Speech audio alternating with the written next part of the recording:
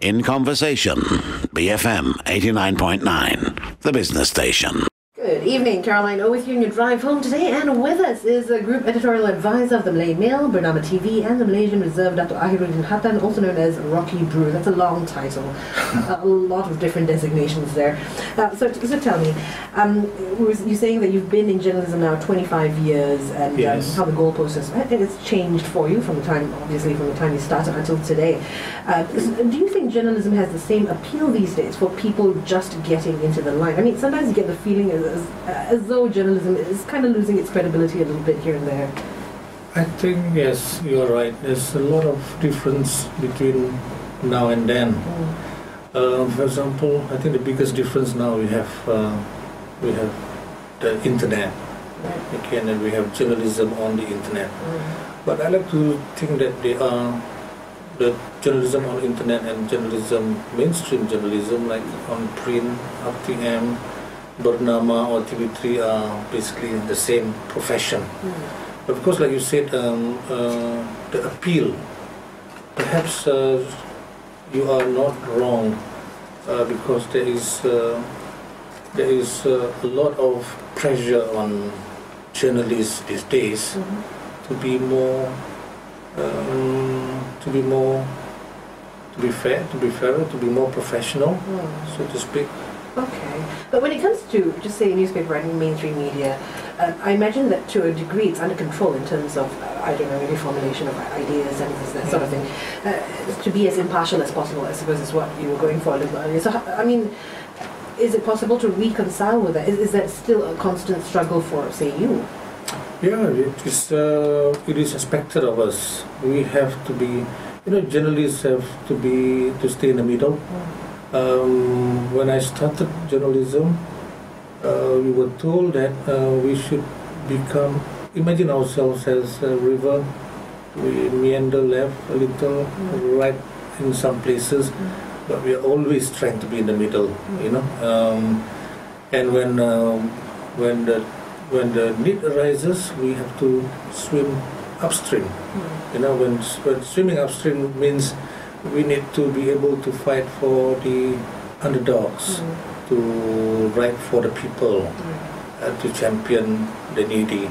I think that these are still traits. These are still things that every journalist would struggle with. Yes. Yeah. So, I mean, to an extent, you're really kind of emotionally removed, or as much as possible, to remain professional.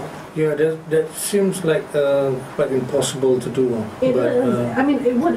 I'm just thinking, if there's something that I'm passionate about, and personally, you can't help but have opinions, right? Thank God for blogs. Yeah, thank goodness. Sometimes even I see my writers, and I encourage them to do that. You write for Malay Mail, so and so happened, you are not in the picture, you go back and you go to your blog and you tell your readers what you think happened. You encourage that? Yeah, I encourage that, because it gives them there's freedom of expression. I believe there is freedom of the press. It exists. And it exists in blogs. It doesn't exist in newspapers or TV or BFM. But freedom of expression, I mean, freedom of the press, do you really believe it exists anywhere? I mean, we're not just talking about here in this country, but anywhere, really? No. I believe there's no freedom of the press. There's no absolute freedom of the press. But like I said, there is freedom of the press in blogs, in blogosphere, on the internet, where you can write anything you like. You can be nasty to people. You can be, you can write everything and anything at all. Right. Yeah. Okay. Well, you've been the interim president of the National Alliance of Bloggers since 2007. Yeah. So you think that blogging then has made a big difference to that particular struggle? Would you say? Oh yes. Yes, I think blogging made a big impact in 2006, 2007, right through the general election in 2008. Yeah. And in fact, you said that in 2007 you were sued for one of your blogs along with Jeff Wee. Oh yes. All right. From there, you said the blogging landscape had changed. Bloggers united. People came to support the cause. Now, tell me a bit about that. I was I was slapped with a lawsuit in January 2007 by a newspaper organization, which was at that point of time unprecedented. No newspaper organization had sued any blogger or any other writers at that point of time. So that draw attention to bloggers in Malaysia. We got international attention. We got some support from worldwide organizations of newspapers and writers and whatnot. And I suppose that really encouraged and inspired a lot of bloggers in Malaysia. You know, at that point of time, many people don't remember. A lot of people blogged anonymously. When that lawsuit happened, many Malaysians decided that, I'm going to come out and show myself up and use my real name instead of nicknames and things like that. That changed. Basically, I saw that as a big change, a big shift in blogging. All right. Okay. I'd like to get into that a little bit more, but in the meantime, I have to play one of your song choices before we go in for the news. This one is Imagine, a classic, of course, by John Lennon. What does the song mean to you?